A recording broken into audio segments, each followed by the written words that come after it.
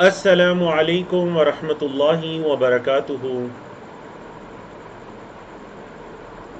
الحمد للہ رب العالمین والصلاة والسلام علی المبعوث رحمۃ للعالمین سیدنا محمد وعلی آلہ واصحابہ اجمعین، اما بعد۔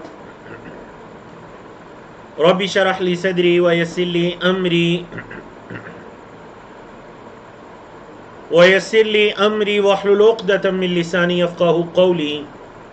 اللهم انفعنا بما علمتنا وعلمنا ما ينفعنا وزدنا علما۔ اللہ رب العزت کی توفیق سے ہمارے کورس آئیں قرآن سمجھے شروع سے آخر تک understand Quran from beginning to end کا لیول 5 سبق نمبر 16، جس میں آج ہم 28واں پارہ مکمل کرنے جا رہے ہیں، سبق نمبر 16 سے لے کر 20 تک پڑھ کر سورۃ التغابن کی آیت نمبر 9 سے لے کر 18 تک پڑھ کر اس سورت کو مکمل کریں گے، اور سورۃ الطلاق اور تحریم اول تا آخر ان دونوں سورتوں کو اللہ کی توفیق سے پڑھیں گے۔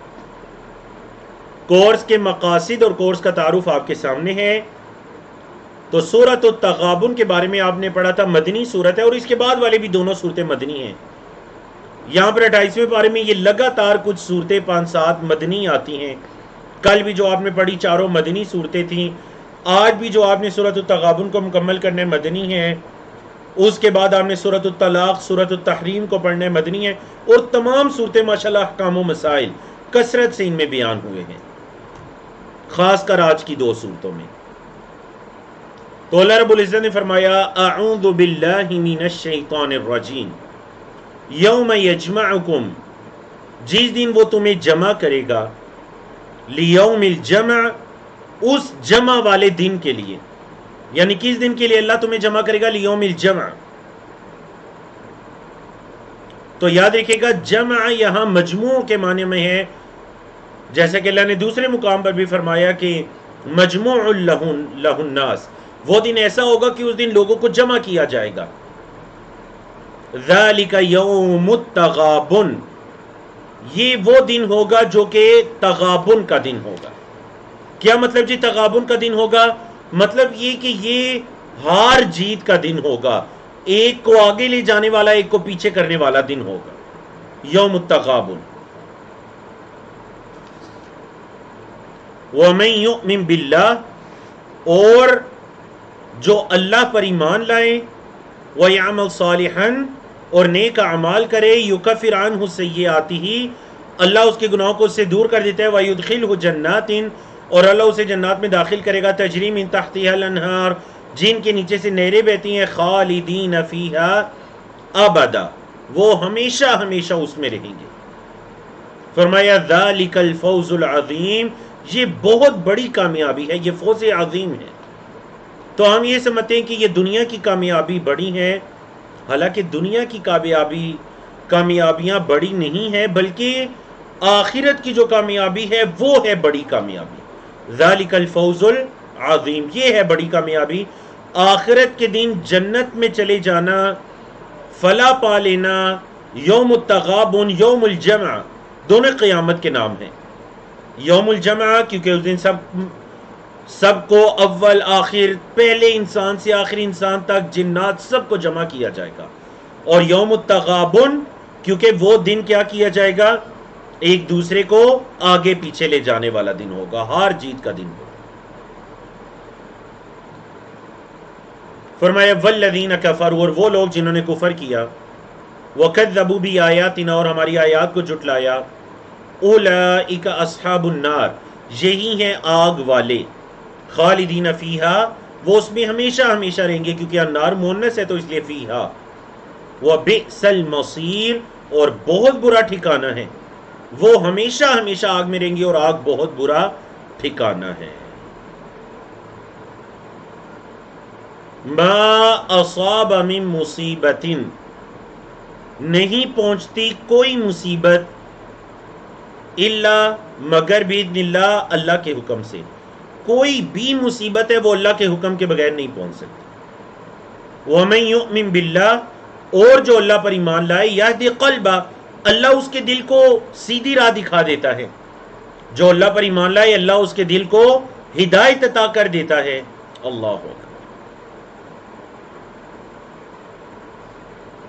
تو بعض عرب علماء بڑی خوبصورت دعا دیتے ہیں کہ اللہ یہدی قلبک. کیا دعا دیتے ہیں جی؟ اللہ یہدی قلبک. خاص کر جس بندے کے اندر کوئی اعلانیہ برائی دیکھتے ہیں یا اسے کسی برائی کے کام میں مشغول دیکھتے ہیں تو اس کو دعا دیتے ہیں اللہ یہدی قلبک. مجھے یاد ہے ایک مرتبہ ہم فقہ کی کلاس میں تھے تو ہمارے استاد محترم ریاض امام یونیورسٹی میں سعودی عرب کے بہت بڑے عالم دین دکتور عبد الحکیم العجلان، بہت بڑے معروف عالم دین عبد الحکیم العجلان، وہ ہمارے استاد محترم تھے. تو کلاس کے اندر ایک لڑکا موبائل استعمال کر رہا تھا اور اس سے پہلے بھی اس کو تنبیہ کی گئی تھی. اب جب استاد محترم نے اس کو دیکھا تو اللہ اکبر، یقین جانیے کہ ان کے چہرے کا رنگ بدل گیا غصے کی وجہ سے کہ کئی مرتبہ اس کو منع کیا، پھر بھی ایک طرف کتاب و سنت پڑھائی جا رہی ہیں، تعلیم دی جا رہی ہے اور یہ اپنے موبائل کو یوز کر رہے. لیکن انہوں نے اپنے غصے پہ ضبط کیا اور بار بار اس کو ایک ہی دعا دے رہے تھے اللہ یہدی قلبک، اللہ یہدی قلبک. اور یہ دعا دیتے دیتے ان کا غصے کا لیول فوراً ڈاؤن ہو گیا، لڑکا انتہائی شرمندہ ہو گیا اور شاید اللہ نے ان کی اس دعا کو قبول کیا کہ دوبارہ میں نے پورے سمیسٹر اس لڑکے کے ہاتھ میں موبائل نہیں دیکھا کلاس میں.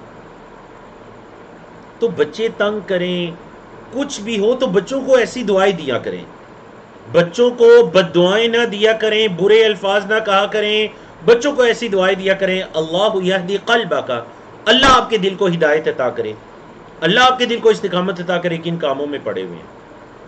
بچوں کو ایسی دعائیں دیا. فرمایا جو اللہ پر ایمان لاتا ہے یہدی قلبہ، اللہ اس کے دل کو ہدایت عطا کر دیتا ہے. واللہ بکل شیء علیم، اور اللہ ہر چیز کا علم رکھنے والا ہے. وَأَطِيعُوا اللَّهَ وَأَطِيعُوا الرَّسُولَ، اللہ اور اس کے رسول کی اطاعت کرو، اللہ اور اس کے رسول کی اطاعت کرو.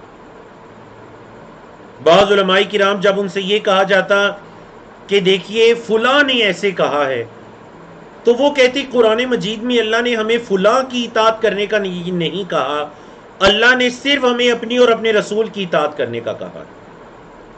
اور آپ دیکھ لیجئے تمام ائمہ، محدثین، فقہائے اربعہ، دیگر فقہا تمام کے تمام لوگوں کو اپنی اطاعت کی طرف نہیں بلاتے تھے بلکہ انہیں اللہ اور اس کے رسول کی اطاعت کی طرف بلانے والے تھے. عوام الناس کے لیے دین کو آسان بنانے والے تھے، انہیں دین سمجھانے پڑھانے والے تھے. ان میں سے کسی کی یہ رائے نہیں تھی کہ تم اللہ اور اس کے رسول کو چھوڑ کر ہمیں ہی فالو کرنا شروع کر دینا. قرآن کا حکم ہے وَأَطِيعُوا اللَّهَ، اور اللہ کی اطاعت کرو، وَأَطِيعُوا الرَّسُولَ، اور رسول اللہ صلی اللہ علیہ وسلم کی اطاعت کرو. فَإِن تَوَلَّيْتُمْ، پس اگر تم پھر گئے فَإِنَّمَا عَلَى رَسُولِنَا الْبَلَاغُ الْمُبِينُ، تو ہمارے رسول پر تو کھلم کھلا پہنچا دینا ہے. ہمارے رسول پر بلاغ مبین ہے، واضح طور پر پہنچا دینا ہے. اور رسول اللہ صلی اللہ علیہ وسلم نے پہنچا دیا. صحابہ کرام سے پوچھا الا هل بلغت، 3 مرتبہ پوچھا الا هل بلغت، الا هل بلغت، اے میرے صحابہ بتلاؤ میں نے تم تک اس پیغام کو پہنچا دیا. انہوں نے کہا نعم قد بلغت، اے اللہ کے رسول صلی اللہ علیہ وسلم آپ نے پہنچا دیا. قد بلغت وَأَدَّيْتَ امانت اللہ، آپ نے اللہ کی امانت کو ادا کر دیا. اللہ ہوگا. تو اگر تم پھر بھی جاتی ہو یعنی اللہ اور اس کے رسول کی اطاعت نہیں کرتے تو اس سے اللہ کے رسول صلی اللہ علیہ وسلم کی یعنی قیامت کے دن ان سے باز پرس نہیں ہوگی کہ آپ کی امت کے اتنے افراد نے کیوں نہیں مانا، کیونکہ اللہ کے رسول صلی اللہ علیہ وسلم کے ذمے لوگوں تک بات کو پہنچانا تھا. توفیق اللہ کے ہاتھ میں. اللہ لا الہ الا ہو، اللہ وہ ہے کہ کوئی حقیقی معبود نہیں سوائے اس کے. وعلی اللہ، اور اللہ ہی پر فلیتوکل المؤمنون، توکل کرنا چاہیے ایمان والوں پر. اللہ ہی پر ایمان والوں کو توکل کرنا چاہیے. فرمایا یا ایھا الذین آمنوا، اے ایمان والو، ان من ازواجکم، بے شک تمہاری بیویوں میں سے، وَأَوْلَادِكُمْ اور تمہاری اولادوں میں سے عَدُوًّا لَكُمْ تمہارے دشمن ہیں. من یہاں بعض کے معنی میں ہے. من ازواجکم یعنی تمہاری بیویوں میں سے بعض، وَأَوْلَادِكُمْ اور تمہاری اولادوں میں سے بعض یعنی ساری بیویاں اور ساری اولادیں نہیں، بلکہ بیویوں میں سے بعض اور اولادوں میں سے بعض کیا ہیں؟ عَدُوًّا لَكُمْ تمہارے دشمن ہیں. فَاحْذَرُوا بچو ہم ان سے بچ کر رہو. کیا مطلب؟ مطلب یہ کہ وہ بیویاں جن کی وجہ سے خاوند اپنے دین کو خراب کر بیٹھتے ہیں، جو اپنے خاوند کو کسی گناہ کی طرف مائل کرنے والی ہوتی ہیں یا اسے گناہ کی رغبت دلانے والی ہوتی ہیں کہ آپ ایسا کیجئے ایسا کیجئے، اور وہ کام گناہ پر مبنی ہوتے ہیں. تو یاد رکھیے گا میاں بیوی کا جو آپس میں ایک دوسرے کی خیرخواہی کا رشتہ ہوتا ہے، ایک دوسرے کی ہمدردی کا رشتہ ہوتا ہے، اس کے اندر ایک دوسرے کو گناہ کی طرف لے جانا نہیں ہوتا بلکہ گناہوں سے بچانا ہوتا ہے. سلف صالحین میں سے کسی نے کتنی اچھی بات کی کہ اگر میں اپنی اولادوں کو جس حالت میں چھوڑوں مجھے اس کا دکھ نہیں ہے، لیکن مجھے اس کا دکھ ہے کہ اگر کل قیامت کے دن میں جنت میں گیا اور مجھے اپنی اولاد میں سے کوئی جنت میں نہ دکھائی دیا تو مجھے بڑا دکھ ہوگا. یہ ہے کیونکہ وہ اصل زندگی ہے. اور اولادوں میں سے بعض ہیں جو والدین کی گمراہی کا باعث بن جاتی ہیں، تو ان کی طرف اشارہ ہے. تو اس لیے اللہ سے دعا کیا کرے ربنا ہب لنا من ازواجنا وذریاتنا قرۃ اعین. اے اللہ ہمیں ہماری بیویوں اور ہماری اولادوں میں سے وہ عطا کر جو ہماری آنکھوں کی ٹھنڈک بن جائیں. مفسرین نے کیا لکھا، امام ابن کثیر اور دیگر نے، قرۃ اعین سے مراد وہ ہے کہ جب بچے نیکیاں کریں، اچھے اعمال کریں تو ان کو دیکھ کر والدین خوش ہو جائیں. بچوں کو دیکھ کر والدین خوش ہو جائیں، ان کی اطاعت اور فرما برداری کے کاموں کو دیکھ کر والدین خوش ہو جائیں. یہ مطلب ہے بچوں کو دیکھ کر والدین کی آنکھیں ٹھنڈی ہونا. قرۃ اعین. فرمایا وَإِن تَعْفُوا اور اگر تم معاف کرو، وَتَصْفَحُوا اور درگزر کرو، وَتَغْفِرُوا اور بخش دو، معاف کر دو، فَإِنَّ اللَّهَ غَفُورٌ رَحِيمٌ تو اللہ رب العزت بھی معاف کرنے والا، رحم کرنے والا ہے. انما اموالکم بس تمہارے مال، و اولادکم اور تمہاری اولادیں فتنہ آزمائش ہیں. حقیقت یہ ہے کہ تمہارے مال اور تمہاری اولادیں آزمائش ہیں.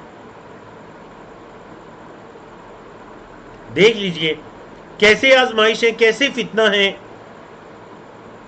یاد رکھیے گا مال، اولاد، بیویاں، یہ یا اللہ کی نعمتیں، یہ تب فتنہ کہلاتی ہیں، تب آزمائش کہلاتی ہیں جب انسان کے دین پر غالب آ جائے، جب اس کو حلال و حرام کی تمیز بلا دیں تو یہ فتنہ کہلاتی ہیں. ورنہ تو یہ اللہ کی نعمتیں ہیں، یہ رشتے اللہ کی نعمتیں ہیں، یہ مال و دولت اللہ کی نعمت ہے، یہ تو اللہ کا فضل ہے. کل بھی آپ نے پڑھا. لیکن فتنہ کہا گیا، ایک طرف اللہ کا فضل، دوسری طرف فتنہ. مطلب یہ کہ اگر آپ کو برائی تک لے جانے والے ان میں سے کچھ بھی تو فتنہ ہیں، اور اگر آپ کو اچھائی تک لے جانے والے ہیں تو یاد رکھیے گا یہ اللہ کا فضل، اللہ کی رحمت ہے، اس کی نعمت ہے. فرمایا واللہ عندہ اور اللہ اسی کے پاس ہے اجر عظیم، اجر عظیم تو اللہ ہی کے پاس ہے. فاتقوا اللہ اللہ سے ڈرو، مستطعتم جتنی تم میں طاقت ہے، جتنی تم میں طاقت ہے، استطاعت ہے، اللہ سے ڈرو.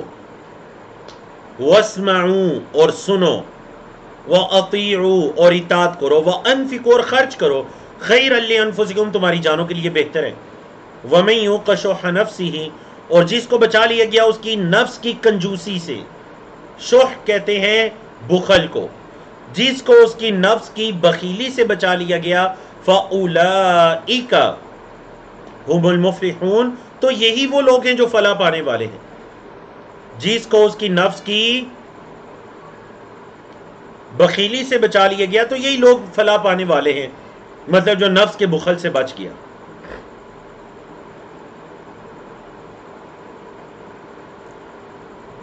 تو قرآن مجید میں اللہ رب العزت نے آیت کریمہ نازل کی کہ یا ایھا الذین آمنوا اتقوا اللہ حق تقاتہ، اے ایمان والو اللہ سے ڈرو جیسے اللہ سے ڈرنے کا حق ہے۔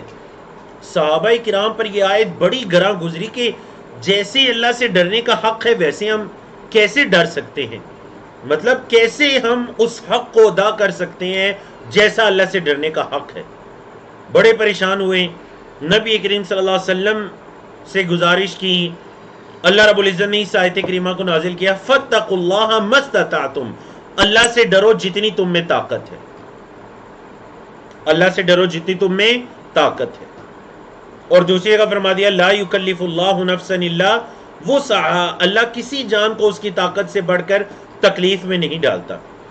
کیا مطلب ایک انسان اگر کھڑے ہو کر نماز نہیں پڑھ سکتا بیماری کی وجہ سے تو اللہ اس تکلیف میں نہیں ڈالتا کہ ہر حال میں کھڑے ہو کر نماز پڑھنا ہے، بلکہ رخصت آ جاتی ہے، بیٹھ کر نماز پڑھیے، بیٹھ کر نہیں لیٹ کر پڑھیے، روزہ رکھیے، سفر ہے مشقت ہو رہی ہے یا مشقت نہیں بھی ہو رہی سفر ہے تو مسافر کے لیے رخصت دے دی، چھوڑ دیجئے، باقی دنوں میں پورے کر لیجئے۔ مریض ہیں، مرض روزے پر اثر انداز ہو رہا ہے، چھوڑ دیجئے، باقی دنوں میں پورے کر لیجئے۔ یہ مطلب ہے اللہ سے ڈرو جتنی تم استطاعت رکھتے ہو۔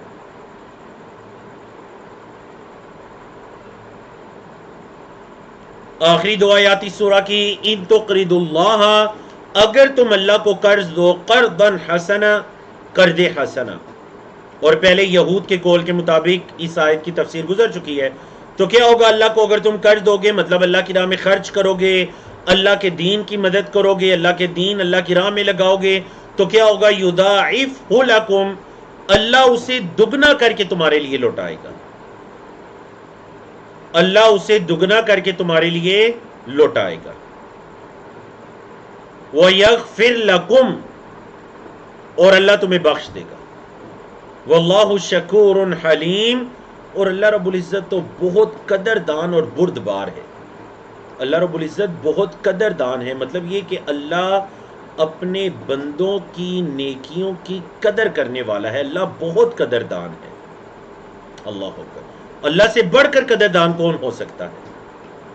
فرمایا عالم الغیب والشہادہ، وہ جاننے والا ہے الغیب، چھپی باتوں کو، والشہادہ، اور ظاہر باتوں کو، چھپی اور ظاہری دونوں طرح کی باتوں کو جاننے والا ہے، علم رکھنے والا ہے، العزیز غالب ہے، الحکیم حکمت والا ہے، وہ عزیز بھی ہے اور وہ حکیم بھی ہے، مطلب وہ غلبہ بھی اس کا ہے اور اس کے فیصلوں میں حکمت بھی ہے، اس کے تمام فیصلوں کے اندر حکمت بھی ہے۔ اللہ اکبر۔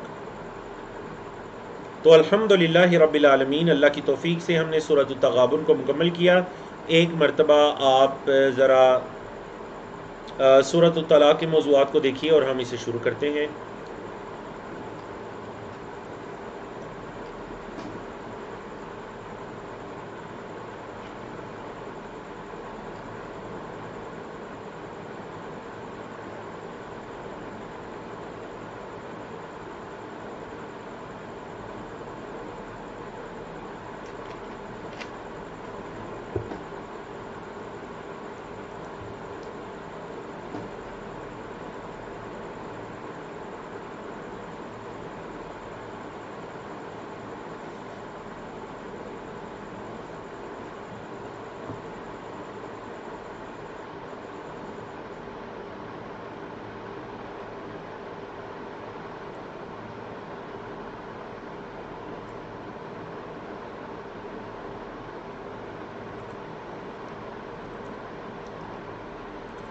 چلیے جی، بارک اللہ فیکم وتقبل اللہ منا ومنکم۔ تو اللہ کی توفیق سے ہم شروع کرنے جا رہے ہیں سورۃ الطلاق۔ سورت کا نام اور وجہ تسمیہ، سورۃ الطلاق 12 آیات پر مشتمل ہے، مدنی سورہ ہے، اور اس سورت کا نام اس کی آیت نمبر 1 کی مناسبت سے رکھا گیا۔ موضوعات کے اندر سورت کا جو بنیادی موضوع ہے وہ آئلی معاملات میں بھی اللہ کی حدود کی پاسداری کا بیان ہے، طلاق کے تشریعی احکام اور ان کی خلاف ورزی پر عذاب کی تنبیہ ہے، اور حدود الہی اور تقوی کے اہتمام کی ہدایت کی گئی ہے، اللہ کی حدود اور تقوی کو لازم پکڑنا ہے۔ تو آتے ہیں سورۃ الطلاق کی طرف۔ اعوذ باللہ من الشیطان الرجیم، بسم اللہ الرحمن الرحیم۔ یا ایہا النبی، اے نبی، اذا طلقتم النساء، جب تم عورتوں کو طلاق دو، مخاطب نبی کریم صلی اللہ علیہ وسلم کو کیا گیا، لیکن آگے دیکھیے جمع کے الفاظ ہے طلقتم، مطلب تمام امت، نبی کریم صلی اللہ علیہ وسلم کی امت کے لیے طلاق کے احکام و مسائل کو بیان، ان کا بیان آنے والا ہے سورۃ الطلاق میں۔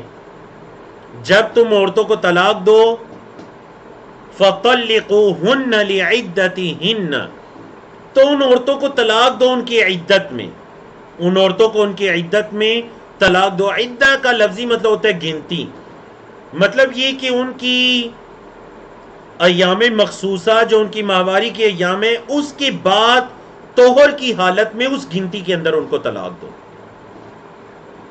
اور جب طلاق دو تو کیا کرو؟ وَأَحْصُ الْعِدَّةَ، اس عدت کو شمار کر لو جب تم طلاق دے رہے ہو،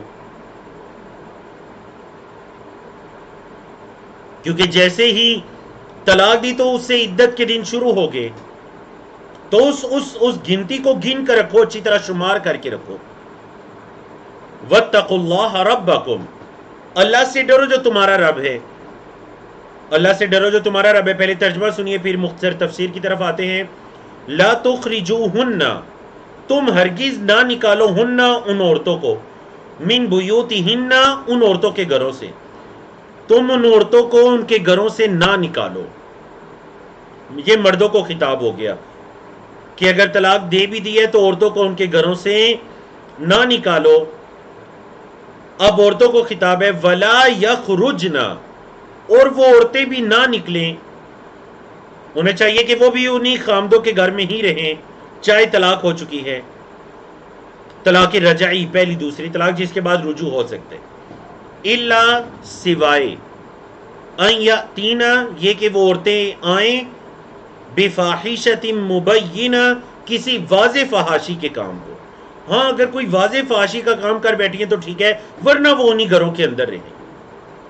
وَتِلْكَ حُدُودُ اللَّهِ، اور یہ اللہ کی حدود ہیں، اللہ کی باؤنڈریز ہیں، اللہ نے ان حدود کو مقرر کر دیا، ان حدود سے باہر نہیں جانا، ان کو کراس نہیں کرنا۔ اچھا اگر کراس کیا، وَمَن يَتَعَدَّى، اور جو آگے بڑھا حدود اللہ، اللہ کی حدود سے، فَقَدْ ظَلَمَ نَفْسَهُ، تو اس نے اپنے آپ پر ظلم کیا۔ جس نے اللہ کی حدود کو کراس کیا اس نے اپنے آپ پر ظلم کیا۔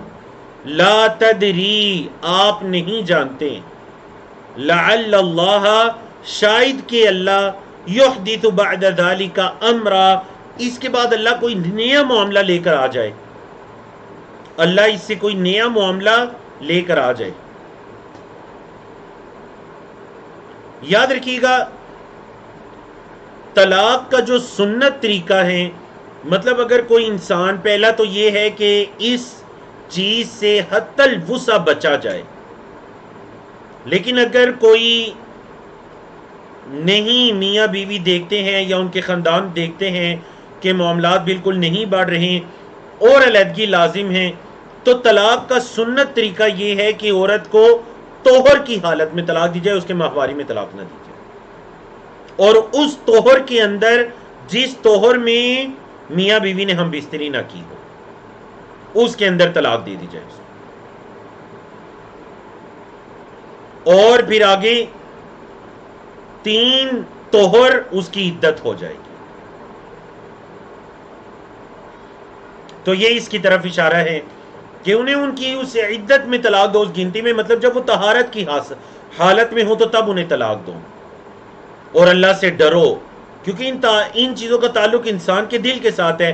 بعض اوقات میاں بیوی میں سے کون سچا ہے یہ تقوی ہی بتاتا ہے، جس کے دل میں اللہ کا ڈر ہے وہی بتاتا ہے کہ میری غلطی ہے یا اس کی، ورنہ تو یہ ہوتا ہے کہ ہر کوئی ایسے معاملات میں دوسروں کو نیچا دکھانے کی کوشش میں ہوتا ہے۔ اب دیکھیں شریعت اسلامیہ کا کس قدر پیارا حکم ہے کہ طلاق ہو بھی چکی ہے پہلی یا دوسری طلاق ہے جس کے بعد خاوند کو رجوع کا حق حاصل ہے، تو ان عورتوں کو ان کے گھروں سے نہ نکالو، وہ خاوند کے گھر میں ہی رہیں، اپنی عدت کو وہاں پر گزاریں، نہ تم نکالو اے مردو اور نہ وہ عورتیں خود سے نکلیں۔ یہ جو آیت کے آخر میں نا لعل اللہ یحدث بعد ذلک امرا، یہ اسی طرف اشارہ ہے کہ شاید وہ بیوی اس گھر کے اندر رہ رہی ہیں، آنے والے دنوں میں شاید کہ اللہ میاں بیوی کے دل میں ایک دوسرے کے لیے نرمی پیدا کر دے اور وہ رجوع کا باعث بن جائے۔ لیکن ہمارے ہاں دور دور تک اس چیز پر عمل نہیں ہوتا۔ طلاق کے بعد اس گھر میں رہنا تو دور کی بات ہے، طلاق سے پہلے ہی معاملات اتنے بگڑ جاتے ہیں یا بگاڑ کی طرف چلے جاتے ہیں۔ حالانکہ شریعت اسلامیہ کا حکم دیکھیے کہ اسی گھر کے اندر عورت اپنی عدت گزارے۔ اللہ اکبر۔ مزید احکامات بھی ہیں اسی بارے میں۔ فائدہ بلغنا، جب وہ عورتیں پہنچ جائیں اجلہن، اپنے وقت کو، مطلب ان کی عدت پوری ہو گئی، اپنے وقت کو پہنچ جائیں، فامسکوہن بمعروف، تو اچھے طریقے سے انہیں روکے رکھو۔ مطلب اگر تم انہیں روکنا چاہتی ہو تو رجوع کر کے ان کی عدت کے اندر اچھے طریقے سے انہیں اپنے پاس روکے رکھو۔ اچھا اگر نہیں روکنا چاہتے تم اپنے پاس، او یا فارقوہن، انہیں اپنے سے الگ کر دو۔ اچھا الگ کرنا ہے تو کیسے؟ خوب برا بلا کہہ کر، پورے خاندان اور ہر جگہ پر رسوا کر کے، کیا ویسے الگ کرنا ہے؟ فرمایا نہیں۔ او فارقوہن بمعروف، الگ بھی بڑے اچھائی معروف کے ساتھ کرنے، نیکی کے ساتھ رکھنا ہے، اگر رکھنا ہے تو اگر علیحدگی کرنی ہے تو نیکی کے ساتھ۔ دیکھیے اس سے پیارا کوئی دین ہوگا؟ اس سے زیادہ عدل و انصاف والا دین۔ فرمایا وَأَشْهِدُوا ذَوَيْ عَدْلٍ مِّنْكُمْ، وَأَشْهِدُوا، اور گواہ بنا لو، ذَوَيْ عَدْلٍ، دو عدل والے، منکم، تم میں سے کوئی دو عدل والے بندے اس پر گواہ بنا لو۔ وَأَقِيمُوا الشَّهَادَةَ لِلَّهِ، اور اللہ کے لیے گواہی کو قائم کرو، مطلب صحیح گواہی دو اللہ کے لیے۔ ذَلِكُمْ يُوعَظُ بِهِ، یہ ہے وہ جس کی نصیحت کی جاتی ہے۔ وعظ یعیذ سے فعل مجہول ہے، یوعظ بِهِ، یہ ہے وہ چیز جس کی نصیحت کی جاتی ہے۔ کس کو نصیحت کی جاتی ہے؟ من کان یؤمن باللہ، جو اللہ پر ایمان رکھتا ہے، والیوم الاخر، اور آخرت کے دن پر، جو اللہ اور آخرت کے دن پر ایمان رکھتا ہے تو یہ ہیں وہ حدود، احکامات جن کی انہیں وعظ اور نصیحت کی جا رہی ہے۔ اللہ اکبر، بڑی ہی خوبصورت آیا۔ بعض اوقات انسان پریشانیوں میں گر جاتا ہے اور اس کو یہ نہیں پتہ چلتا کہ اس پریشانیوں سے نکلنے کا رستہ کہاں، ایگزٹ کہاں، ان پریشانیوں سے وہ ایگزٹ کیسے لے گا، نکلے گا کیسے؟ فرمایا وَمَن يَتَّقِ اللَّهَ، اور جو اللہ سے ڈر جائے، جو اللہ کا تقوی اختیار کرے تو کیا ہوگا؟ يَجْعَلْ لَهُ مَخْرَجًا، اللہ اس کے لیے نکلنے کا راستہ بنا دے گا۔ مخرج عرب ممالک میں رہنے والے اچھی طرح سے جانتے ہیں، مخرج ایگزٹ کو کہتے ہیں، مخرج ایگزٹ کو کہتے ہیں کہ ایک بندے نے اگر نکلنا ہے ایک طرف تو وہ ایگزٹ لے لے گا، مخرج، یہ وہی لفظ ہے مخرج، نکلنے کی جگہ۔ جو اللہ سے ڈر گیا اللہ اس کے لیے نکلنے کی جگہ بنا دے گا، مطلب پریشانی میں ہے، آزمائش میں ہے، تنگی میں ہے، بے روزگاری میں ہے، بے اولادی کی حالت میں، کسی حالت میں اللہ اس کے لیے اس پریشانی سے نکلنے کی جگہ بنا دے گا۔ وَيَرْزُقْهُ، اور اللہ اس کو عطا کرے گا، من حیث، جہاں سے لا یحتسب، اس کو گمان بھی نہیں ہوگا، جہاں سے اس کو گمان بھی نہیں ہوگا اللہ اسے وہاں سے رزق عطا کرے گا۔ وَمَن يَتَوَكَّلْ عَلَى اللَّهِ، اور جو اللہ پر توکل کرے، فَهُوَ حَسْبُهُ، تو وہ اللہ اسے کافی ہے۔ إِنَّ اللَّهَ بَالِغُ أَمْرِهِ، بے شک اللہ اپنے کام کو پورا کرنے والا ہے، اپنے معاملے کو اللہ انجام تک لے جانے والا ہے۔ اللہ کے امور جو ہیں وہ پورے ہو کر رہنے والے ہیں، اللہ ان کو پورا کرنے والا ہے۔ قَدْ جَعَلَ اللَّهُ، تحقیق اللہ نے بنا دیا، لِكُلِّ شَيْءٍ، ہر چیز کے لیے، قدرہ، ایک اندازہ، اللہ نے ہر چیز کے لیے ایک اندازہ، ایک قدر مقدر کر دی، مقرر کر دی، مقدر کر دی۔ تو دیکھیے تقوی کس قدر خوبصورت چیز ہے۔ جو تقوی کو اختیار کرو. اور نبی کریم صلی اللہ علیہ وسلم نے 3 مرتبہ فرمایا تھا تقوی ہا ہونا، التقوی ہا ہونا، التقوی ہا ہونا، تقوی یہاں ہے، یہاں ہے، یہاں. وہ اشارہ الی قلبہ، اور آپ صلی اللہ علیہ وسلم نے اشارہ الی صدرہ، آپ صلی اللہ علیہ وسلم نے اپنے سینہ مبارک کی طرف اشارہ کیا، یہاں ہے تقوی.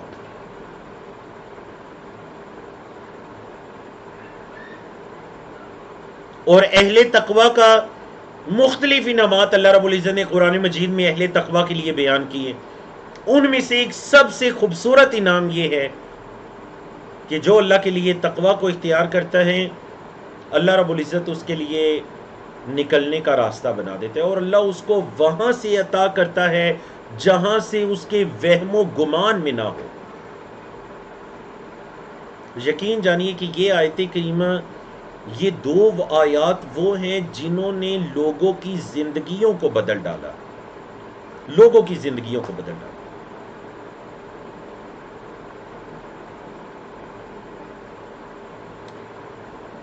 سلف صالحین کے پاس کوئی بندہ آتا پریشانی میں ہو، وہ کہتے تقوی اختیار کرے. بے روزگاری ہے جی، روزگار نہیں ملا، تقوی اختیار کرے. اولاد نہیں ہو رہی، تقوی اختیار کرے. کیونکہ اللہ نے فرما دیا جو تقوی اختیار کرے گا اللہ اس کے لیے راستہ نکال دے گا، اور اللہ وہاں سے عطا کرے گا جہاں سے اس کے ذہن و گمان میں بھی نہیں ہوتا.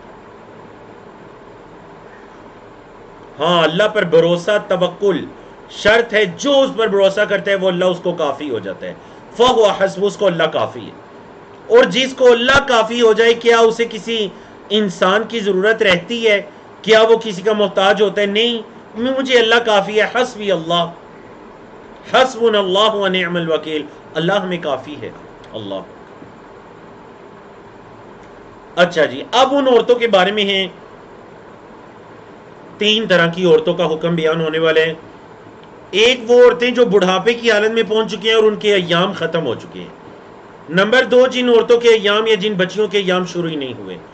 اور نمبر 3 اولات الاحمال حاملہ. ان کا حکم سنیے، ان کی عدت کے احکام و مسائل.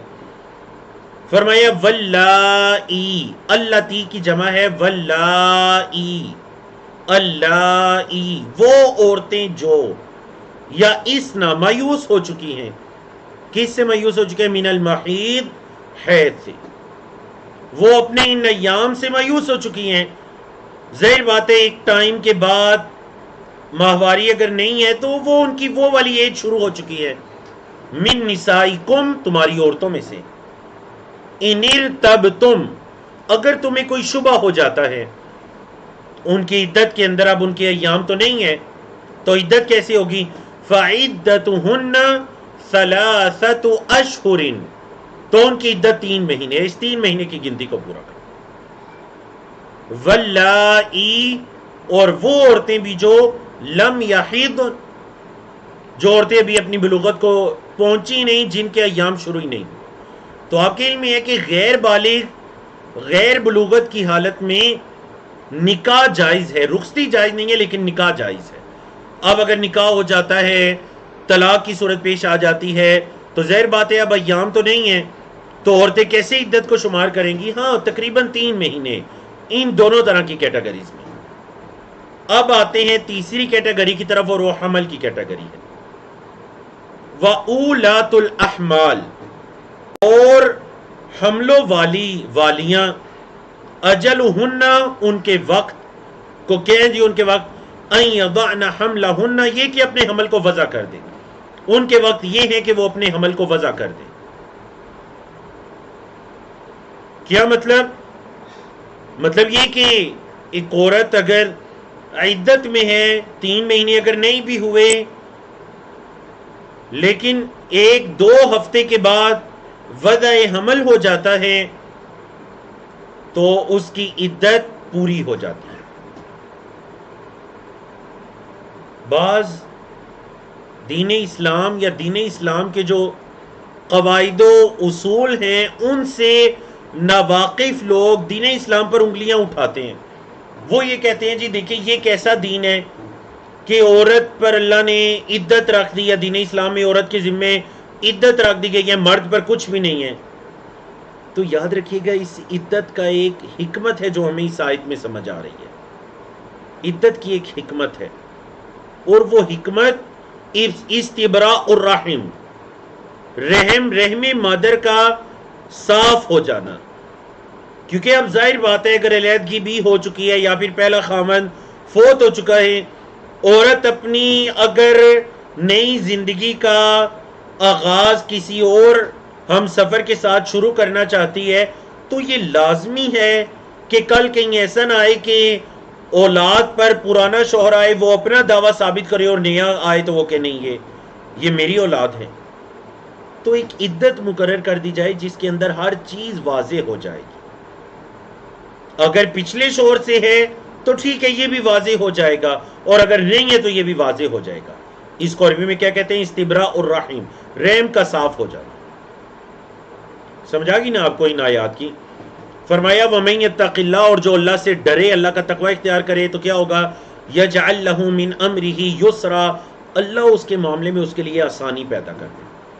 يَجْعَلْ لَهُ، اللہ بنائے گا اس کے لیے مِنْ أَمْرِهِ، اس کے معاملے سے یسرا، آسانی. آپ نے ایک چیز پر غور کیا؟ جی میں نے سورۃ النساء میں اس چیز کو بیان کیا تھا. دیکھتے ہیں ان ابھی تک کی جو 4 آیات پڑھی ہیں اس کے اندر آپ اس چیز تک پہنچتے ہیں جو سورۃ النساء میں میں نے بیان کی تھی. یہ طلاق و نکاح کے مسائل جہاں پر چاہ رہے تھے. فرمایا ذالک امر اللہ، یہ اللہ کا حکم ہے. انزلہ الیکم، اللہ نے اس کو اتارا ہے تمہاری طرف. یہ اللہ کا حکم ہے، اللہ نے اس کو تمہاری طرف اتارا ہے. وَمَن يَتَّقِ اللَّهَ، اور جو اللہ سے ڈر جائے، يُكَفِّرْ عَنْهُ سَيِّئَاتِهِ، اللہ اس کے گناہوں کو اس سے دھو ڈالے گا. وَيُعْظِمْ لَهُ أَجْرًا، اور اللہ اسے بڑا اجر عطا کرے گا، بڑا اجر، عظیم اجر عطا کرے گا، اور اللہ اسے بڑا اجر عطا کرے گا. جی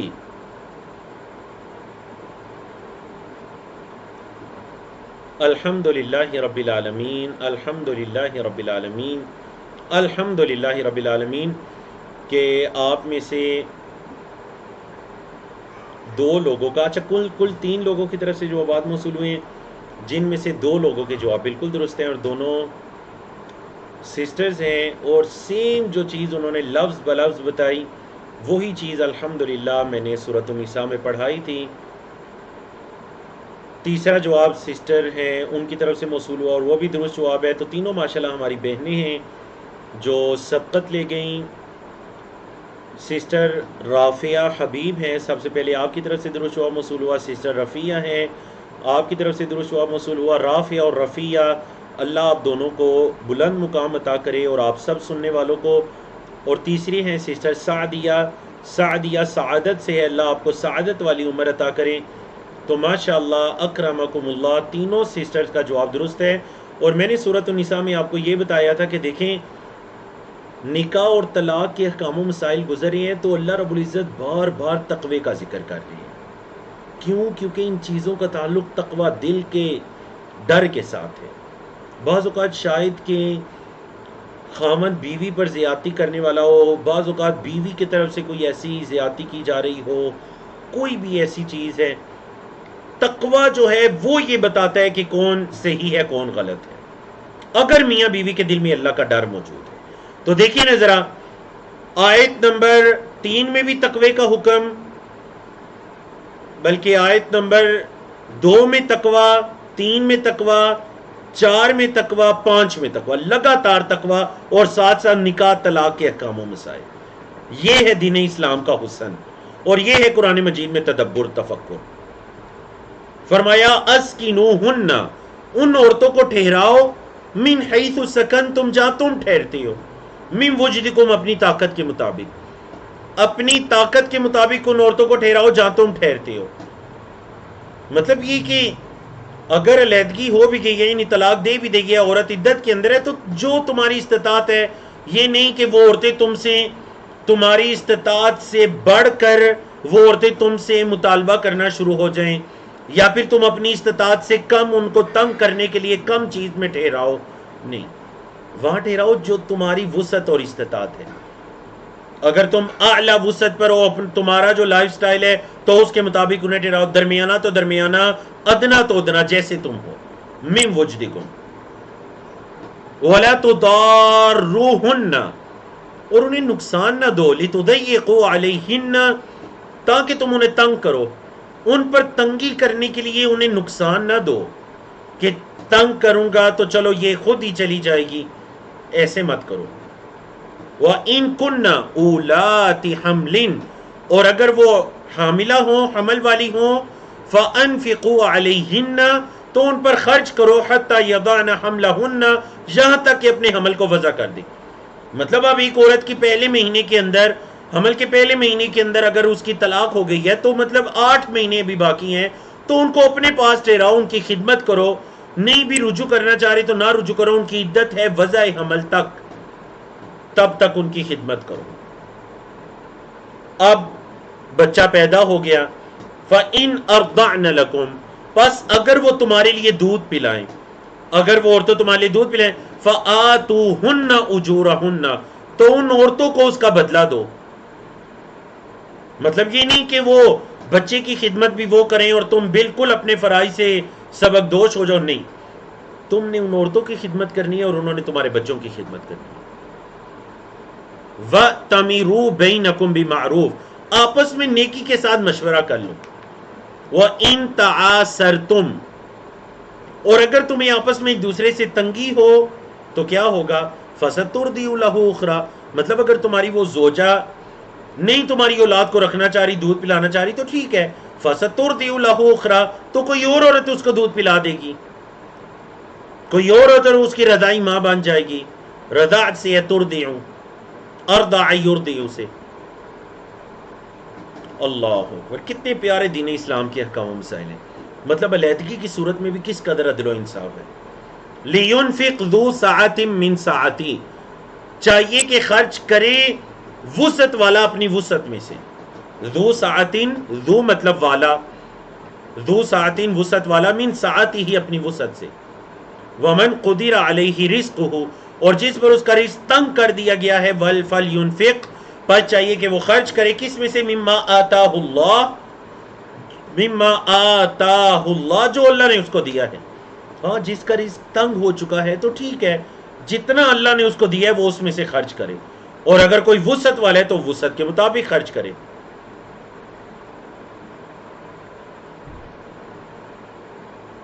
لا یکلف اللہ نفسا، اللہ رب العزت کسی جان کو تکلیف میں نہیں ڈالتا، الا مگر ما آتاہا، جو اللہ نے اس کو دیا ہے۔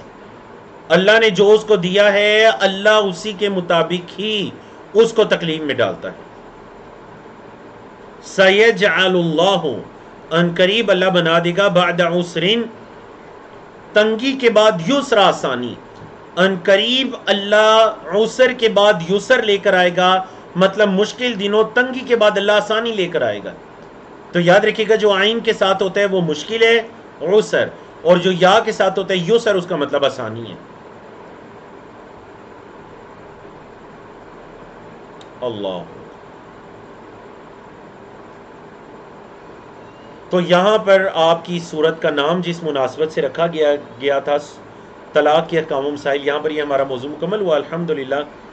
تو احکام و مسائل میں کچھ تفسیر بھی زیادہ کی گئی ہے، اس لیے کہ یہ ہمارے معاشرتی مسائل ہیں، ہر ایک کے ساتھ پیش آنے والے ہیں، ہر خاندان میں، تو آپ کے علم میں یہ چیزیں ہونی چاہیے، اور باقی مزید تفصیل کے لیے آپ تفاسیر کی طرف رجوع کر سکتے ہیں۔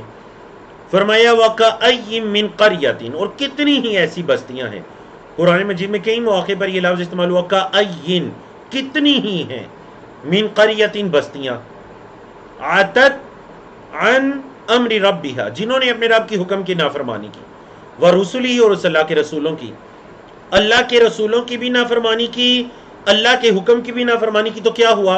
فحاسبناها حسابا شدیدا، ہم نے ان کا شدید حساب لیا، حاسبناها، ہم نے ان کا حساب لیا، حسابا شدیدا، شدید حساب، وعذبناها، اور ہم نے انہیں عذاب دیا، عذابا نکرا، بڑا سختی والا عذاب۔ نکرا اصل میں کہتے ہیں ناپسندیدہ، برائی کو بھی عربی زبان میں منکر اسی لیے کہتے ہیں کہ یہ ناپسندیدہ ہوتی، تو عذاب نکرا، ناپسندیدہ عذاب ہم انہیں دیں گے۔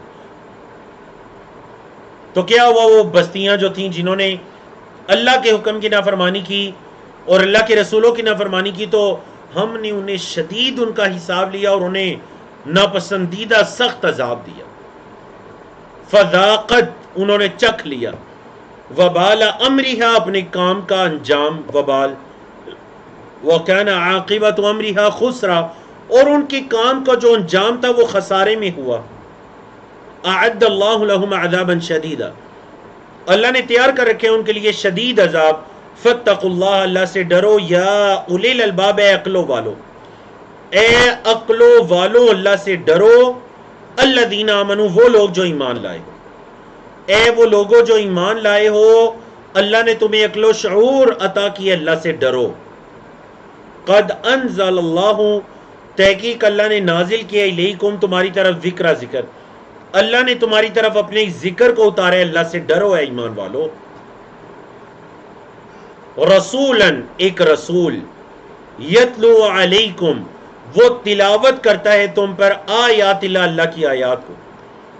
اللہ نے تم پر اپنا ذکر اتارا اللہ نے تمہارے درمیان اپنے رسول کو بھیجا وہ تم پر اللہ کی آیات کو تلاوت کرتا ہے. کیسی آیات ہیں وہ؟ مبینات بڑی واضح آیات. مقصد کیا ہے اللہ کے رسول صلی اللہ علیہ وسلم کی تشریف آوری کا آپ کی بعثت کا لیخرج الذین آمنوا تاکہ وہ اللہ نکالے ایمان والوں کو وعملوا الصالحات اور جنہوں نے نیک اعمال کیے ان کو نکالے. کہاں سے نکالے؟ من الظلمات اندھیروں سے الی النور روشنی کی طرف. اللہ ان کو اندھیروں سے روشنی کی طرف نکالے. تو پتہ چلا ظلمات جمع ہے اندھیرے بہت زیادہ ہیں لیکن روشنی ایک ہے نور ایک ہے. فرمایا وَمَن يُؤْمِن بِاللَّهِ اور جو اللہ پر ایمان لائے وَيَعْمَلْ صَالِحًا اور نیک اعمال کرے يُدْخِلْهُ جَنَّاتٍ اللہ اسے داخل کرے گا باغات میں. کیسے باغات ہوں گے جی؟ تجری من تحتها الانہار جن کے نیچے سے نہریں بہتی ہیں. خالدین فیہا ابدا ان کے اندر وہ ہمیشہ ہمیشہ رہیں گے. قد احسن اللہ لہ رزقا اللہ نے انہیں بہت اچھا رزق دیا ہے. تحقیق اللہ نے بہت اچھا اسے رزق دیا. اللہ نے جس کو اس کے دنیا کے اعمال کے بدلے میں اپنی رحمت سے جنتوں میں داخل کر دیا. اللہ الذی اللہ وہ ذات ہے جس نے خلق پیدا کیا سبع سماوات 7 آسمانوں کو ومن الارض اور زمین سے مثلہن اسی کی مانند. اللہ نے 7 آسمانوں کو پیدا کیا اور زمین سے بھی ایسی 7 زمینوں کو حالانکہ زمین تو ایک ہے. تو بعض علماء کرام نے اس کی تفسیر میں یہ کہا کہ اس سے مراد 7 بر اعظم ہیں لیکن واللہ عالم یہ بات درست نہیں معلوم ہوتی. جو بات درست معلوم ہوتی ہے کہ ہماری زمین کے اندر بھی مختلف طرح کی تہیں ہیں. مٹی کی تہ مختلف دھاتوں کی پتھروں کی تہ پانی کی تہ ان تہوں سے مراد زمین کی تعداد ہے کیونکہ یہ تمام چیزیں ہی زمین کہلاتی ہیں. الارض جو اپنے وجود کے اعتبار سے ایک ہے البتہ تہوں کے اعتبار سے وہ 7 ہیں. تو یہ وہ مقام ہے جہاں پر اللہ رب العزت نے زمین کے بارے میں فرمایا کہ جیسے اللہ نے 7 آسمان بنائے زمینیں بھی اللہ نے ویسی ہی بنائی. یتنزل الامر بینہن اللہ ان کے درمیان مطلب زمین و آسمان کے درمیان اللہ نازل کرتا ہے اپنے معاملے کو اپنے احکامات کو اللہ نازل کرتا ہے.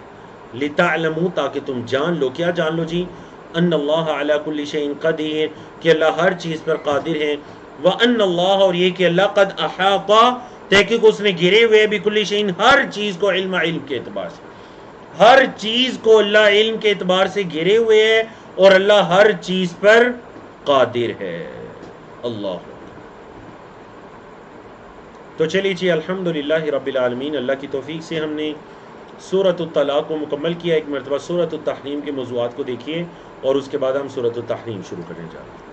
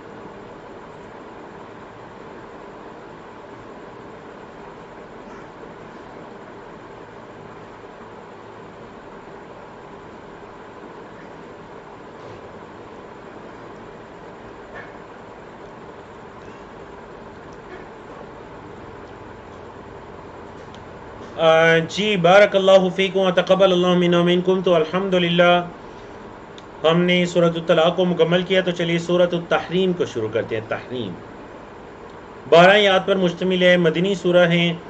آیت نمبر 1 کی مناسبت سے اس کا نام تحریم رکھا گیا کیونکہ وہ جو شروع کی آیات میں ایک واقعہ ہے. تحریم کا لفظی مطلب ہوتا ہے کسی چیز کو حرام قرار دینا. حرم یحرم تحریم، جیسے علم یعلم تعلیم. موضوعات کے اندر آئلی معاملات میں حدود اللہ کی پاسداری لازم ہے. امہات المومنین سے متعلقہ ایک واقعے کی طرف اشارہ ہے. خالص توبہ کا بیان ہے اور بیوی بچوں کی تربیت کی ہدایات ہیں. سورۃ التحریم. پہلے ایک واقعہ سن لیتے ہیں، اور واقعہ آپ نے کئی مرتبہ سنا بھی ہوگا، سیرت کی کتابوں میں پڑھا ہوگا، حدیث کی کتابوں میں، صحیح بخاری مسلم دیگر کتب کے اندر وہ واقعہ موجود ہے. واقعہ اس طرح پیش آئے، نبی کریم صلی اللہ علیہ وسلم اپنی زوجہ محترمہ حضرت زینب کے پاس، زینب بنت جحش کے پاس تشریف لے جاتے. نبی کریم صلی اللہ علیہ وسلم کی زوجات میں سے حضرت عائشہ صدیقہ اور حضرت حفصہ رضی اللہ تعالی عنہما، ان کو یہ بات ناگوار گزری. دیکھیں وہ امہات المومنین ہیں اور وہ آپس میں جو ان کا رشتہ ہے وہ سوکنوں کا رشتہ ہے. اب حضرت عائشہ حضرت حفصہ کو جب یہ بات ناگوار گزری تو انہوں نے یہ کہا کہ ہم اللہ کے رسول صلی اللہ علیہ وسلم سے یہ فرمائیں گے. اچھا ہوتا اس طرح تھا کہ نبی کریم صلی اللہ علیہ وسلم حضرت زینب کے پاس جا کر شہد وغیرہ تناول فرمایا کرتے، تو بعض اوقات اگر شہد کی مکھی، ایک ازفر نامی پھول تھا یا مغافیر نامی پھول سے اگر وہ ہو کر آتی اپنے شہد کو بناتی، تو بعض اوقات جس طرح ہمارے یہاں بیری کا شہد ہوتا ہے، گلاب کا شہد ہوتا ہے، جس چیز کا سیزن چل رہا ہوتا ہے اس کا شہد آپ کو ملتا ہے خالص، تو اسی طرح عرب کے اندر وہ مغافیر شہد کے اندر سے بھی وہ ہلکی سی ایک اس پھول کی یا اس پودے کی سمیل آتی تھی. انہوں نے اللہ کے رسول صلی اللہ علیہ وسلم سے یہ فرمایا کہ آپ سے مغافیر کی سمیل آ رہی. تو آپ صلی اللہ علیہ وسلم نے کیا فرما دیا؟ حضرت حفصہ کے پاس یہ فرما دیا اور قسم کھا لی کہ میں دوبارہ شہد نہیں کھاؤں گا، حالانکہ یہ حلال ہے. تو انسان، جو میرے اور آپ کے لیے سبق ہے کہ انسان کو کسی حلال چیز کو اپنے اوپر حرام نہیں کرنا چاہیے. تو یہ وہ واقعہ ہے. اللہ رب العزت نے نبی کریم صلی اللہ علیہ وسلم کو اس چیز کی طرف تنبیہ کی کہ جو اللہ نے آپ کے لیے حلال کیا آپ کیوں اسے حرام کرتے ہیں.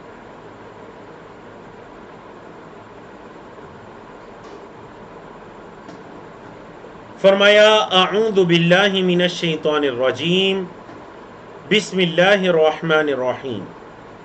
یا ایہا النبی، اے نبی، لم تحرم، کیوں آپ حرام کرتے ہیں، ما احل اللہ لک، جو اللہ نے آپ کے لیے حلال کیا ہے. اے نبی، جو اللہ نے آپ کے لیے حلال کیا آپ کیوں اسے حرام کرتے ہیں. تبتغی مرضات ازواجک، کیا آپ اپنی بیویوں کی رضا چاہتے ہیں، کیا آپ اپنی بیویوں کی رضا چاہتے ہیں، آپ انہیں خوش کرنا چاہتے ہیں اور اللہ کے حلال کردہ چیزوں کو آپ حرام کر رہے ہیں. ساتھ یہ بھی فرما دیا واللہ غفور الرحیم، اور اللہ معاف کرنے والا، رحم کرنے والا ہے. قد فرض اللہ لکم، اللہ نے تم پر فرض کیا ہے، تحلت ایمانکم، تمہاری قسموں کا کفارہ. مطلب تحلہ کا مطلب قسموں کو حلال کرنا. مطلب ایک بندے نے قسم کھا لی، پھر بعد میں اگر کوئی کام اس کے مخالف کرنا چاہتے تو ٹھیک ہے وہ قسم کا کفارہ دے دے. تو اللہ نے تم پر یہ فرض کی ہے. واللہ مولاکم، اور اللہ ہی تمہارا مولا ہے. وَهُوَ الْعَلِيمُ الْحَكِيمُ، اور وہ اللہ علم رکھنے والا، حکمت والا ہے. فرمایا وَإِذْ أَسَرَّ النَّبِيُّ، اور جب نبی کریم صلی اللہ علیہ وسلم نے، اسرہ سر سے ہیں، سر راز کے معنی میں استعمال ہوتے ہیں. اسی سے آپ کہتے ہیں سری نماز، جس میں قرات آہستہ ہوتی ہے، ظہر عصر کی نماز سری نماز. تو نبی کریم صلی اللہ علیہ وسلم نے حضرت حفصہ کو یہ بتلایا کہ حفصہ میں قسم کھاتا ہوں آئندہ شہد نہیں کھاؤں گا، لیکن آپ یہ بات کسی کو نہ بتائیے گا. تو حضرت حفصہ نے یہ بات حضرت عائشہ رضی اللہ تعالیٰ عنہ کو بتائی. اس آیت کے اندر اس چیز کی طرف اشارہ ہے. وَإِذْ أَسَرَّ النَّبِيُّ، اور جب نبی کریم صلی اللہ علیہ وسلم نے راز کی بات کی، إِلَى بَعْضِ أَزْوَاجِهِ، اپنی بیویوں میں سے بعض کی طرف حدیثہ بات، فَلَمَّا، پس جب، نَبَّأَتْ بِهِ، انہوں نے اس کی خبر دے دی، وَأَظْهَرَهُ اللَّهُ عَلَيْهِ، اور اللہ نے اس پر اس کو ظاہر کر دیا. انہوں نے آگے بتا دی حضرت عائشہ کو اور اللہ نے ظاہر بھی کر دیا. تو نبی کریم صلی اللہ علیہ وسلم نے کیا کیا؟ آپ نے آ کر حفصہ سے پوچھا، اے حفصہ کیا تم نے وہ بات عائشہ کو بتا دی؟ تو نبی کریم صلی اللہ علیہ وسلم نے پوری بات نہیں بتلائی، بلکہ کیا، عرف بعدہ، بعض بات انہیں بتا دی، وَأَعْرَضَ عَنْ بعض، اور بعض سے اعراض کیا. مطلب کچھ بات بتا دی اور کچھ نہیں بتائی، اعراض کیا. فَلَمَّا نَبَّأَهَا بِهِ، فَلَمَّا، پس جب، نبأ، انہوں نے بتایا، ہاں اس بات کو، بھی یعنی ان کو، ہاں یعنی حضرت حفصہ کو، بھی اس بات، جب نبی کریم صلی اللہ علیہ وسلم نے حضرت حفصہ کو یہ بتلایا کہ کیا تم نے وہ بات کسی کو بتلا دی؟ قالت، تو وہ کہنے لگی، من انبأک ھذا، کس نے آپ کو یہ بات کہی ہے؟ اے نبی کریم صلی اللہ علیہ وسلم آپ کو کس نے بتلایا ہے کہ میں نے وہ بات کسی کو بتا دی؟ قالا، تو آپ صلی اللہ علیہ وسلم نے فرمایا، نبأنی العلیم الخبیر، مجھے بتلایا ہے اس علم رکھنے والے نے، خبر رکھنے والے، وہ جو علیم و خبیر ہے، مجھے اس نے بتلایا ہے کہ تم نے وہ بات کسی کو بتلا دی. اللہ اکبر. تو نبی کریم صلی اللہ علیہ وسلم کو اللہ کی طرف سے وحی کے ذریعے بتلایا گیا. فرمایا، ان تتوبا الی اللہ، اگر تم دونوں توبہ کرو اللہ کی طرف، فقد صغت قلوبکما، تو تم دونوں کے دل جھک چکے ہیں. اگر تم دونوں اللہ کی طرف توبہ کرو تو تمہارے دل کیا ہیں؟ سائغن، نرم پڑ چکے ہیں، جھک چکے ہیں، تمہیں اپنی غلطی کا پتہ چل چکا ہے. وَإِن تَظَاهَرَا عَلَيْهِ، اور اگر تم دونوں آپس میں مل کر غالب آنا چاہو، علیہ ان پر، یعنی نبی کریم صلی اللہ علیہ وسلم پر، تو کیا ہے؟ تو پھر یاد رکھو کہ فَإِنَّ اللَّهَ، تو بے شک اللہ ہوا مولاہ، وہ نبی کریم صلی اللہ علیہ وسلم کے مولا، وجبریل، اور جبریل امین، وصالح المؤمنین، اور مومنوں میں سے جو خالص مومن ہیں وہ نبی کریم صلی اللہ علیہ وسلم کے ساتھی ہیں. مزید والملائکۃ، اور فرشتے بھی، یہ سب آپ صلی اللہ علیہ وسلم کے مددگار ہیں. اللہ بھی، جبریل امین بھی، خالص مومن بھی، اور فرشتے بھی. والملائکۃ بعد ذلک ظہیر، اور فرشتے بھی اس کے بعد غالب ہیں. عسیٰ ربہ، قریب ہے کہ اس کا رب، یعنی محمد صلی اللہ علیہ وسلم کا رب، ان طلقکن، اگر وہ تمہیں طلاق دے دیں تو قریب ہے کہ ان کا رب کیا کرے؟ ان یبدلہ، یہ کہ بدل ڈالے اس کو، ازواجن، بیویاں، خیرا منکن، تم سے بہتر. اگر وہ تمہیں، اگر نبی کریم صلی اللہ علیہ وسلم تمہیں بدل ڈالے تو اللہ اس کے بدلے میں اس سے بہتر انہیں دے دیں. مسلماتن، مسلمان عورتیں، مؤمناتن، ایمان والی عورتیں، قانتاتن، قانتاتن، اللہ کے سامنے جھکنے والی عورتیں، قنوت سے ہیں. تائباتن، توبہ کرنے والی، عابداتن، عبادت کرنے والی، سائحاتن، روزے رکھنے والی، ثیباتن، بیوہ، و ابکارا، اور کواری.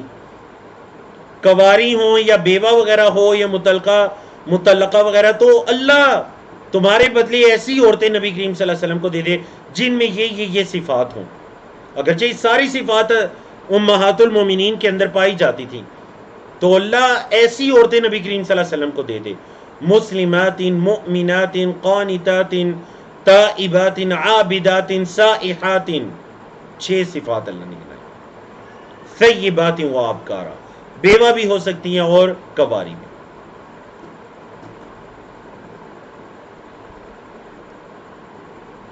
بارک اللہ فیکم.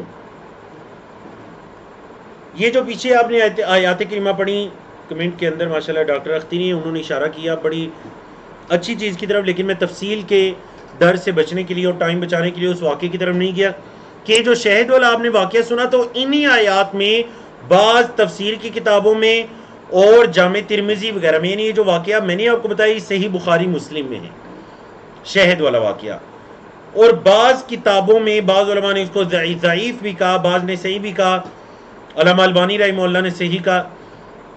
بعض کتابوں میں یہ واقعہ کہ نبی کریم صلی اللہ علیہ وسلم نے اپنی جو آپ کی خادمہ تھی حضرت ماریہ ان کو اپنے اوپر حرام کر لیا تھا. حضرت حفصہ نے جب آپ صلی اللہ علیہ وسلم کے ساتھ ان کا ہونا ناگوار محسوس کیا، تو یہ اس کی طرف اشارہ ہے. بعض مفسرین کا یہ بھی کہنا ہے واللہ اعلم. اللہ اکبر. بڑی پیاری آیات یہ اور اس کے بعد والی آیات.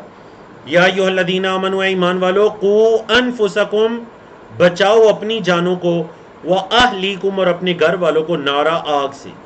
کس آگ سے جی؟ وقودھا الناس والحجارہ جس آگ کا ایندھن لوگ اور پتھر ہیں. لوگ اور پتھر جس آگ میں جانے والے ہیں اپنے آپ کو اس آگ سے بچاؤ. کیا ہوگا؟ علیہا ملائکۃ اس آگ پر فرشتے ہوں گے، غلاظ شداد دونوں ایک ہی معنی میں ہیں، بڑے سخت قسم کے فرشتے ہوں گے جن کے دلوں میں رحم نہیں آتا ہوگا، سخت دل والے فرشتے. لا یعصون اللہ وہ اللہ کی نافرمانی نہیں کریں گے، ما امرہم جو اللہ انہیں حکم دے گا، وَيَفْعَلُونَ اور وہ کرتے ہیں ما یؤمرون جو انہیں حکم دیا جاتا ہے. اللہ کے احکامات کو، اللہ کے حکموں کو بجا لانے والے ہوتے ہیں اور اللہ کی نافرمانی نہیں کرتے. ایسے فرشتے آگ پر مقرر ہوں گے. تو چلتے ہیں آج کے آخری پیج کی طرف. یا ایھا الذین کفروا کافرو لا تعتذروا اليوم نہ تم عذر پیش کرو آج کے دن، انما تجزون تمہیں تو بس بدلہ دیا جائے گا، ما کنتم تعملون جو تم عمل کرتے تھے، جو تم عمل کرتے تھے وہ تمہیں بدلہ دیا جائے گا. آج کوئی عذر نہ پیش کرو، قیامت کے دن کی بات ہے. اور ایمان والوں سے کیا خطاب ہے؟ ایمان والو یا ایھا الذین آمنو توبوا الی اللہ توبہ کرو اللہ کی طرف. کیسی توبہ کرنی ہے جی؟ توبوا الی اللہ توبۃ نصوحا اللہ کی طرف توبہ کرو سچی توبہ، توبۃ نصوحا. اور یاد رکھیے گا علماء کرام نے کیا کہا؟ توبۃ نصوحا وہ ہوتی ہے، سچی توبہ وہ ہوتی ہے جس کے اندر 4 شروط ہوں. نمبر 1، جس کام پر توبہ کر رہے ہیں اس پر شرمندہ ہوں، اس کو چھوڑیں، دوبارہ نہ کرنے کا پختہ عزم کریں، اور اگر اس کا تعلق اللہ کے بندوں میں سے کسی کے ساتھ ہے تو اس کے حق کو ادا کریں. یہ ہے توبۃ نصوحا. اگر ایک بندہ گناہ کو نہیں چھوڑ رہا، گناہ بھی مسلسل کر رہا ہے اور کہہ رہا ہے استغفر اللہ اتوب الیک، میں تو توبہ کرتا ہوں، یہ توبہ نہیں ہے. توبہ تب ہے جب گناہ کو چھوڑ کر اس پر شرمندہ ہو، دوبارہ نہ کرنے کا پختہ عزم کریں، اس کو توبہ کہتے ہیں. تو کیا ہوگا ایمان والو جب توبہ کرو گے سچی توبہ؟ عسیٰ ربکم قریب ہے کہ تمہارا رب، ان یکفر عنکم یہ کہ دور کر دے تم سے، سیئاتکم تمہاری برائیاں، تمہارے گناہ، ویدخلکم اور وہ تمہیں داخل کرے، جنات ان باغات میں، تجری بہتی ہیں، من تحتہا ان کے نیچے سے، الانہار نہریں. اللہ تمہیں ایسے باغات میں لے جائے جن کے نیچے سے نہریں بہتی ہیں. اچھا وہ دن کیسا ہوگا؟ یوم لا یخزی اللہ النبی جس دن وہ اللہ رسوا نہیں کرے گا نبی کو، جس دن اللہ نبی کریم صلی اللہ علیہ وسلم کو، والذین آمنوا معہ اور جو لوگ ان کے ساتھ ایمان لائے، اللہ ان کو رسوا نہیں کرے گا، اللہ ان کو عزت عطا کرے گا، اللہ رسوا نہیں کرے گا.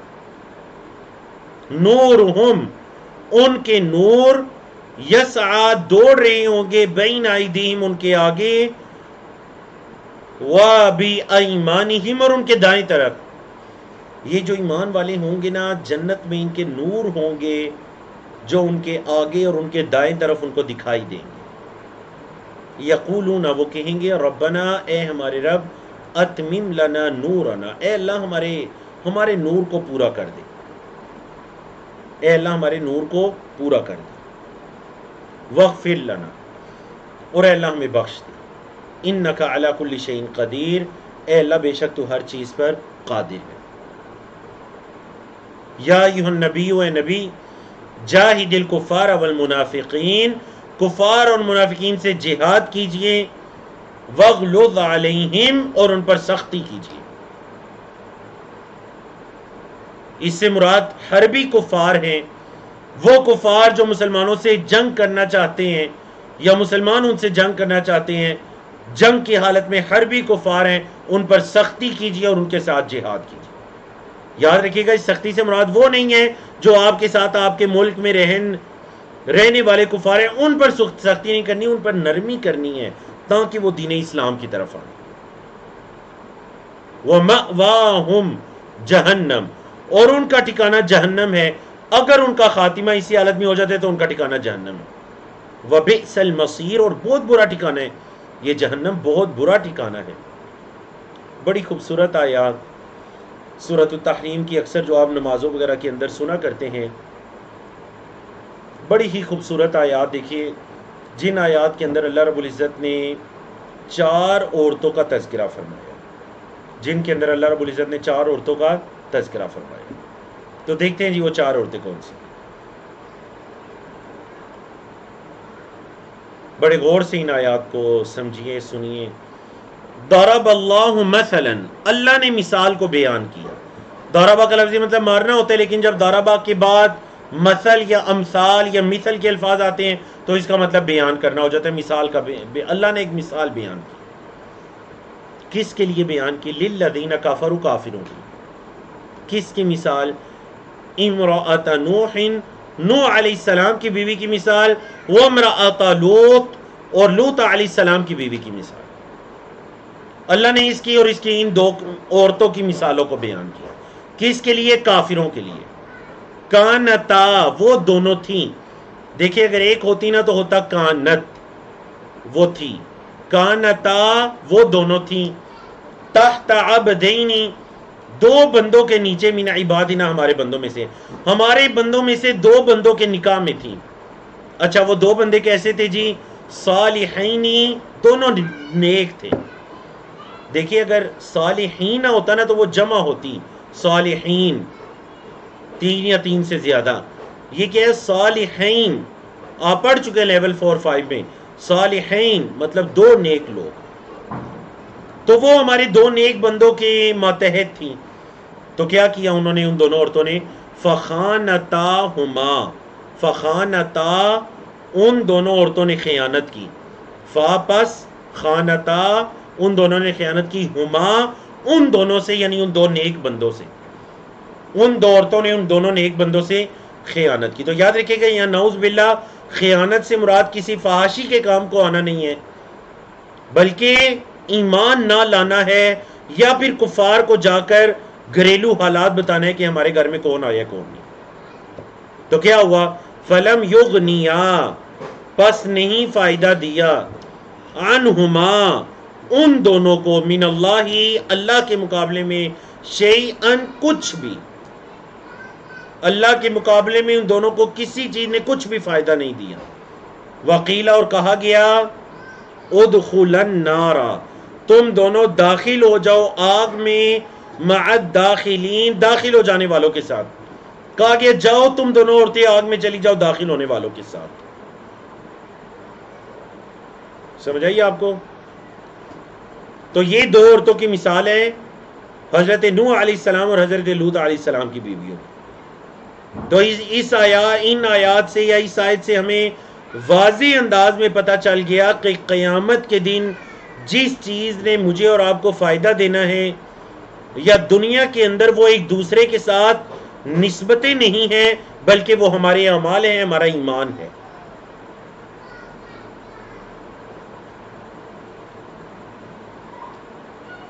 اور کل کی سیشن میں بھی جہاں یہود کا تذکرہ آیا تھا تو یہ بات گزری تھی۔